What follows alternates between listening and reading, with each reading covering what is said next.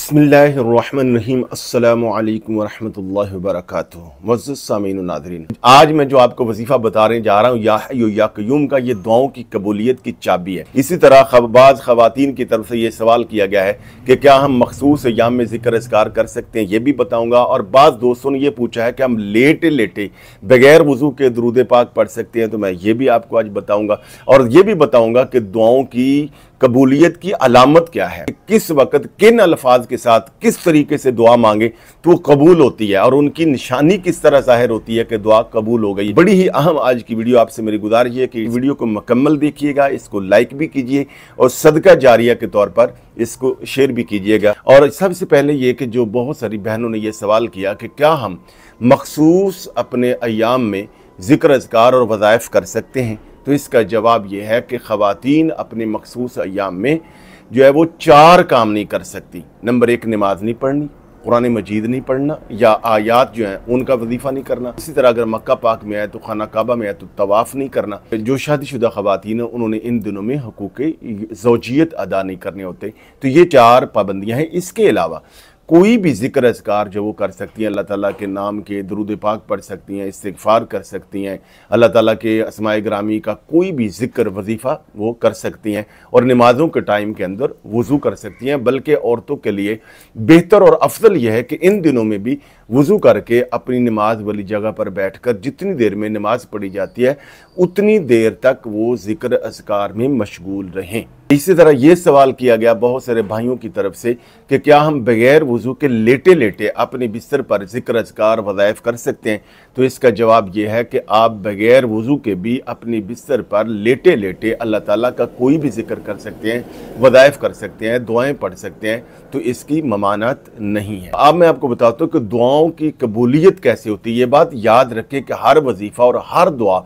अपने अंदर 4 रंग रखता है। या तो जब मांगेंगे तो उसी वक्त अल्लाह ताला कबूल फरमा लेगा, या ये कि जो मांग रहे हैं वो तो नहीं मिलेगा, उसके बदले में अल्लाह ताला कोई आफत कोई मुसीबत जो हमारी तरफ आना होती है अल्लाह ताला उसको टाल देता है, या फिर यह कि जो मांग रहे हैं थोड़ा ताख़ीर से मिल जाता है।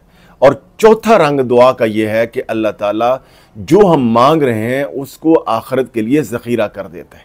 और जब यह हदीस पाक नबी अलैहिस्सलाम बयान फरमा रहे थे तो बहुत सारे सहाबा इकराम ने ये तमन्ना की थी कि या अल्लाह काश हमारी दुआएं सारी आखिरत के लिए ही ज़ख़ीरा हो जाए। क्यों कि दुनिया की जितनी नेमतें हैं वो आर्जी हैं और आखिरत की जो नेमतें हैं वो दायमी है। मगर रसूल करीम सल्लल्लाहु अलैहि वसल्लम ने यह तालीम इरशाद फरमाया तुम अल्लाह ताला से दुनिया की भलाई भी मांगो और आखिरत की कामयाबी भी मांगो। इसीलिए कुरान मजीद में जो दुआ सिखाई गई है जिसे सैयदुद दुआ कहते हैं, रब्बना आतिना फिद दुनिया हसना व फिल आखिरति हसनतन वक़िना अज़ाबन्नार।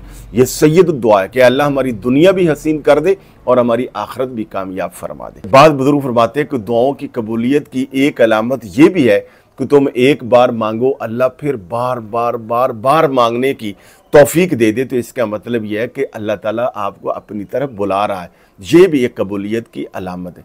और दुआओं की कबूलियत की एक अलामत ये भी होती है कि जब बंदा दुआ मांगता है तो बंदे को अल्लाह ताला के कुर्ब का एहसास होता है, एक तमानियत होती है, एक सुकून इत्मीनान मयसर आता है। लिहाजा हदीस पाक में है कि जो बंदा अल्लाह ताला से जितना ज़्यादा मांगता है अल्लाह ताला उस पर उतना ही राज़ी होता है।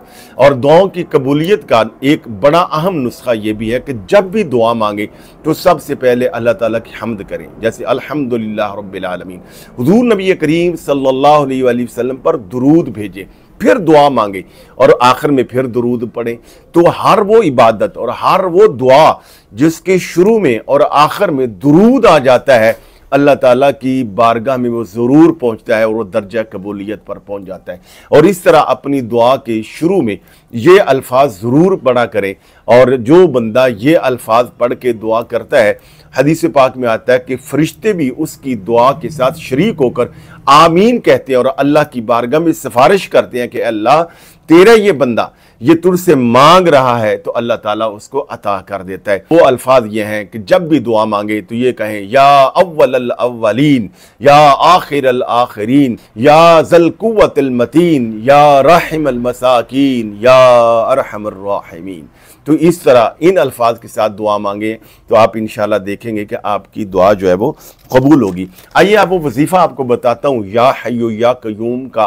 वो इस तरह है कि आप सुबह के टाइम, किसी टाइम भी, तहज्जुद टाइम, नमाज फजर से पहले, नमाज फजर के बाद, आप पूरे एहतमाम के साथ जिस तरह तशहुद पर बैठते हैं, तहियात में बैठते हैं, उस तरह बैठ जाएं और हाथों को अपने इस तरह बुलंद कर लें और हाथों को बुलंद करके अपने तसव्वुर को बैतुल मामूर तक ले जाएं।